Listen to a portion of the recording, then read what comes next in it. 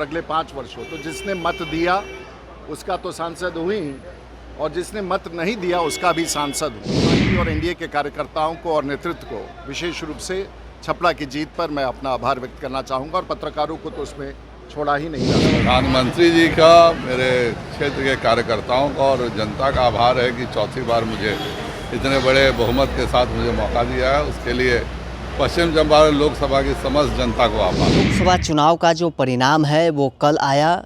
Bharatiya Janata party और NDA को फिर से बहुमत मिला है। नरेंद्र मोदी प्रधानमंत्री बनने वाले हैं, लेकिन एनडीए के सीटें हैं जो पिछले बार से कम आई है।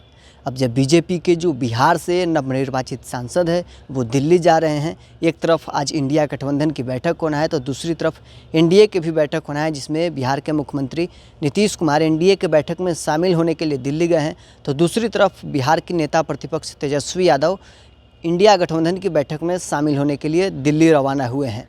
अब बीजेपी के जो सांसद हैं वो दिल्ली जा रहे हैं। पटना एयरपोर्ट पर बीजेपी सांसद राजीव प्रताप रूढ़ी और संजय जायसवाल ने पत्रकारों से बातचीत के दौरान में कहा कि हम अपने क्षेत्र के जनता को धन्यवाद देते हैं, प्रधानमंत्री को धन्यवाद देते हैं, फिर से हम लोग सांसद बनकर दिल्ली जा रहे हैं, बिहार के लिए विकास के मुद्दा दिल्ली में उठाएंगे।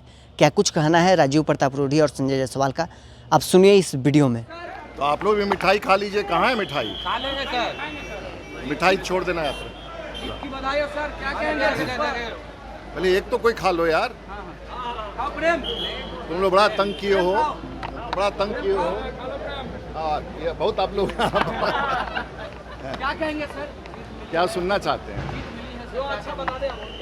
देखिए, छपरा का परिणाम, सारण का परिणाम अपने आप में एक महत्वपूर्ण परिणाम था, और मैं आभार व्यक्त करना चाहूँगा सारण की जनता का, बिहार के लोगों का, और विशेष करके सभी कार्यकर्ताओं का, जिन्होंने, खास करके एनडीए के कार्यकर्ताओं का, जिन लोगों ने मिलजुल करके इस अभियान को सफल बनाया। और मैं छपरा से फिर से 5 साल सेवा करने का हमको मौका मिलेगा, और हम इतना ही कहना चाहेंगे कि कल तक मेरे सामने जो भी प्रत्याशी था, अब मैं छपरा का सांसद हूँ, और अगले 5 वर्षों। तो जिसने मत दिया उसका तो सांसद हुई, और जिसने मत नहीं दिया उसका भी सांसद हूँ। और मैं यही अपील करूँगा कि छपरा में, बिहार में शांति व्यवस्था बना रहे और लोकतंत्र की गरिमा बना रहे। मैं पत्रकारों को, बिहार की जनता को, अपने परिवार को, अपने मित्रों को, शुभचिंतकों को, और पार्टी और एनडीए के कार्यकर्ताओं को और नेतृत्व को विशेष रूप से छपरा की जीत पर मैं अपना आभार व्यक्त करना चाहूँगा, और पत्रकारों को तो उसमें छोड़ा ही नहीं जा सकता है। नीतीश कुमार जी को ऑफर मिल रहा है सर। आपको कुछ खबर है क्या? एक ही फ्लाइट से आज गए हैं दिल्ली। तो आपको कुछ खबर हो तो हमको भी बताइएगा। बहुत बहुत धन्यवाद, आप सब लोग को बहुत बहुत बधाई।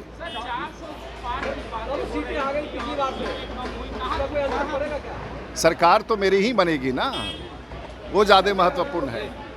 बाकी तो आज भी बहुमत भारतीय जनता पार्टी एनडीए की है, और एनडीए की सरकार बनेगी। हम सब लोग फिर से उस व्यवस्था में, आप सब लोगों का भी स्वागत है देश के प्रगति के लिए। बहुत बहुत धन्यवाद, बहुत बहुत बधाई।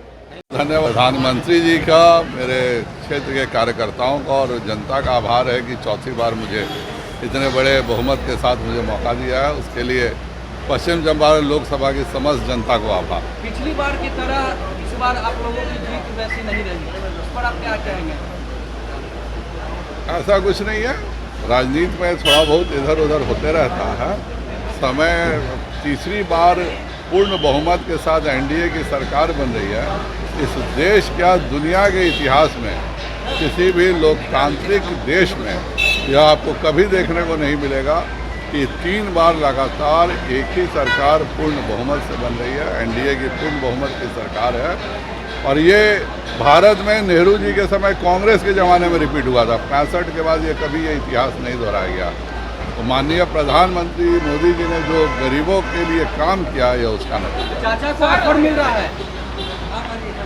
एनडीए गठबंधन पूरे तौर पर एक है और बहुत ही अच्छे से कार्य कर रहा है।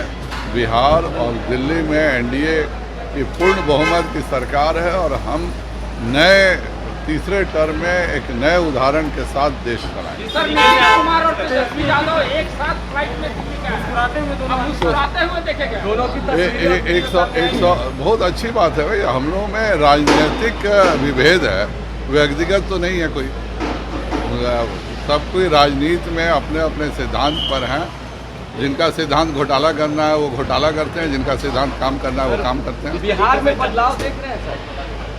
अच्छी खासी सरकार चल रही है और बहुत ही अच्छे से चल रही है। जिस तरीके से 405 का नारा आप लोगों ने दिया था, ममता बनर्जी कह रही है कि प्रधानमंत्री की इस बार जो है प्रधानमंत्री पद की शपथ नहीं लेनी चाहिए क्योंकि उन्होंने माहौल बनाया था।